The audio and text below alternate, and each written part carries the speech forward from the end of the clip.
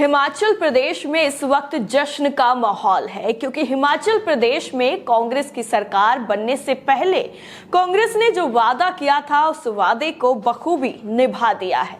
हिमाचल प्रदेश में दरअसल चुनावी मौसम चल रहा था। उस वक्त वादा ये किया गया था कांग्रेस की तरफ से कि अगर उनकी सरकार बनती है तो वो पुरानी पेंशन योजना को बहाल कर देंगे।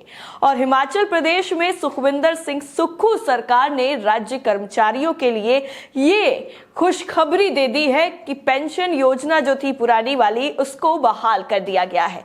राजस्थान, छत्तीसगढ़ और पंजाब के बाद अब हिमाचल चौथा ऐसा राज्य बन गया है जिसने कर्मचारियों के लिए पुरानी पेंशन योजना बहाल कर दी है।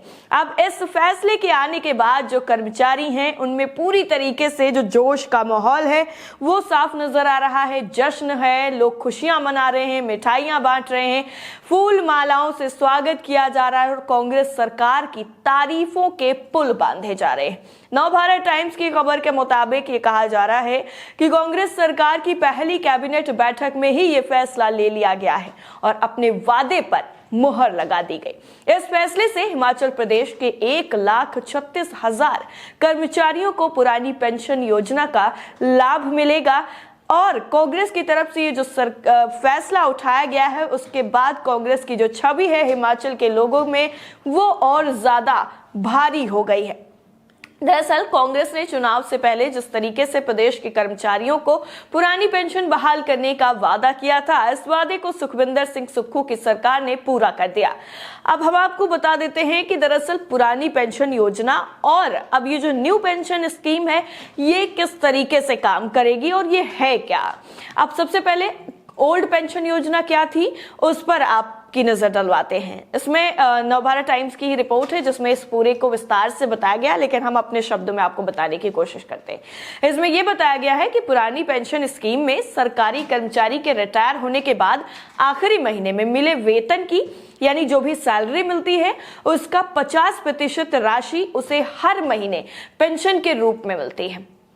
यानी महीने का जो भी आपकी सैलरी रहती थी उस सैलरी में से 50% जो है वो आपको पेंशन के रूप में बाद में मिलता है, यानी हाफ सैलरी। और पेंशन की राशि को जो बेसिक सैलरी है और महंगाई दर से तय किया जाता है और इस राशि का भुगतान सरकारी खजाने से किया जाता है। यानी सरकार जो है अपने पैसे से, सरकारी पैसे से आपको पेंशन देती है। 50% जितनी भी आपकी सैलरी है उसका 50%। स्कीम के तहत रिटायर्ड कर्मचारी की मौत के बाद उसके परिजनों को भी पेंशन दिए जाने का पूरा प्रावधान किया गया है।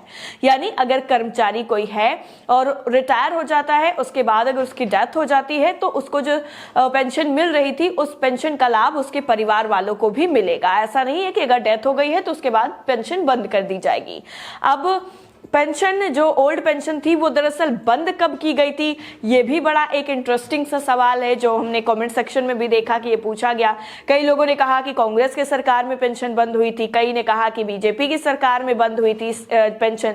लेकिन जो नवभारत में लिखा गया है, जो रिपोर्ट्स है उसके मुताबिक ये है कि 1 अप्रैल 2004 को राष्ट्रीय जनतांत्रिक गठबंधन यानी एनडीए सरकार ने ओल्ड पेंशन स्कीम को बंद कर दिया था। इस स्कीम के तहत पेंशन की पूरी राशि सरकार देती थी और ये पेंशन रिटायरमेंट के वक्त कर्मचारी के वेतन पर आधारित होती थी।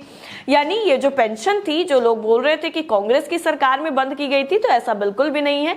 ये जो पेंशन जो पुरानी पेंशन योजना थी ये दरअसल एनडीए सरकार में बंद कर दी गई थी जिसमें बीजेपी शामिल है। और जो नई पेंशन स्कीम है इसमें क्या क्या चीजें हैं और किस तरीके से इसमें जो कर्मचारी हैं सरकारी इनको लाभ मिलेगा ये बताने की कोशिश करते हैं आपको। दरअसल न्यू पेंशन स्कीम के तहत कर्मचारी अपने मूल वेतन का 10% हिस्सा पेंशन के लिए देते हैं। यानी जितनी भी सैलरी रहेगी, 20 रहेगी, 25 रहेगी, 30, 40, 50 जितनी भी रहेगी, उस सैलरी का 10% हिस्सा पेंशन के लिए देना पड़ता है। जबकि राज्य सरकार इसमें 14% का योगदान देती है। यानी टोटल मिलाकर के 24% का आपका सैलरी का 24%। और अटल बिहारी वाजपेयी की सरकार ने अप्रैल 2005 के बाद नियुक्त सरकारी कर्मचारियों के लिए पुरानी पेंशन स्कीम को बंद कर दिया था।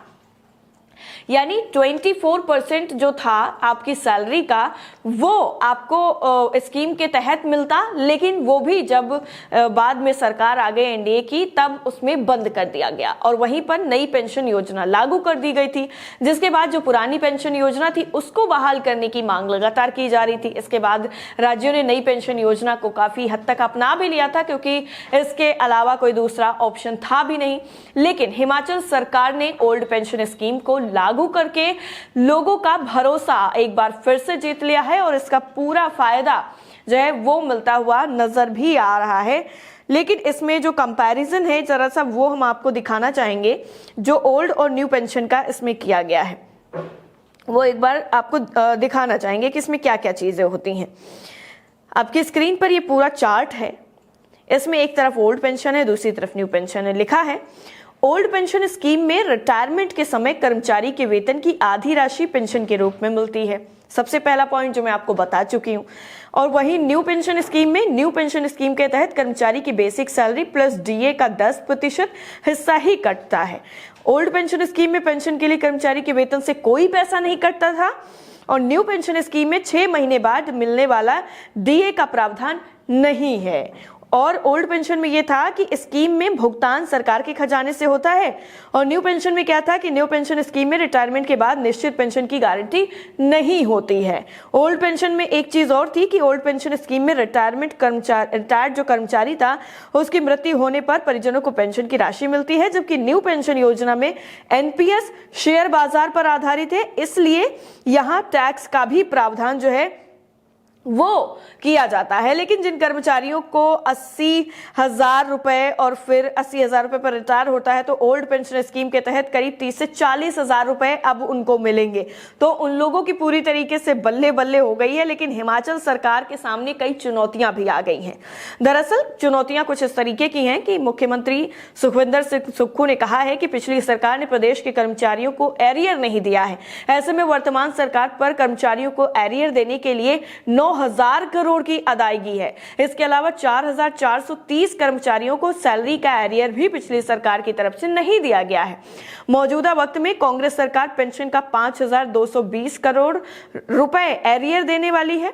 मुख्यमंत्री सुक्खू ने पिछली बीजेपी सरकार पर तंज कसते हुए जयराम ठाकुर के नेतृत्व में छठे वेतन आयोग को हिमाचल में लागू किया था और छठे वेतन आयोग का 1,000 करोड़ रुपए भी दिए कर्मचारियों को नहीं मिल पाए हैं। यानी कई जो मुश्किलें हैं वो सामने आ सकती हैं क्योंकि बीजेपी सरकार में उन चीजों को पूरा नहीं किया गया। अब जब कांग्रेस सरकार में पुरानी पेंशन योजना को लागू कर दिया गया है तो लोगों ने कई बीजेपी सरकार की तरफ से किए गए वादों को भी याद दिला दिया है, जिसमें एक बीबीसी की रिपोर्ट है, जरा हम आपकी स्क्रीन पर रखना चाहेंगे, जिसमें 10 चीजें जो हैं वो याद दिलाई गई हैं। जिसमें सबसे पहला है कि मिनिमम गवर्नमेंट मैक्सिमम गवर्नेंस, इसमें ये बताया गया था वो भी नहीं हुआ। भ्रष्टाचार के खिलाफ जंग, जबकि भ्रष्टाचार अब और ज्यादा बढ़ गया है। काले धन की वापसी वो आज तक नहीं हो पाई है।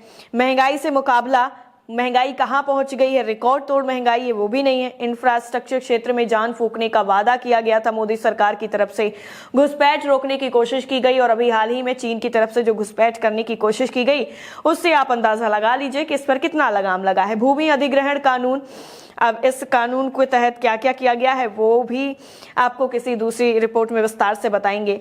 राष्ट्रीय शिक्षा नीति, शिक्षा को लेकर के क्या क्या कानून बनाए गए हैं, कैसी शिक्षा प्रणाली हो गई है वो किसी से छुपा नहीं है। राष्ट्रीय खेल प्रतिभा खोज प्रणाली, जन वितरण प्रणाली में सुधार किया गया है। अब इनमें क्या सुधार किया गया है, क्या सुधार नहीं किया गया है, लेकिन कांग्रेस सरकार की तरफ से पुरानी पेंशन योजना को बहाल करने के बाद ये सारे वादे मोदी सरकार को भी याद दिलाए जा रहे हैं। इस पूरी रिपोर्ट को लेकर आपकी राय क्या है, कमेंट करके हमें जरूर बताएं। बाकी अपडेट के लिए लगातार देखते रहिए नेशन 360। जय हिंद।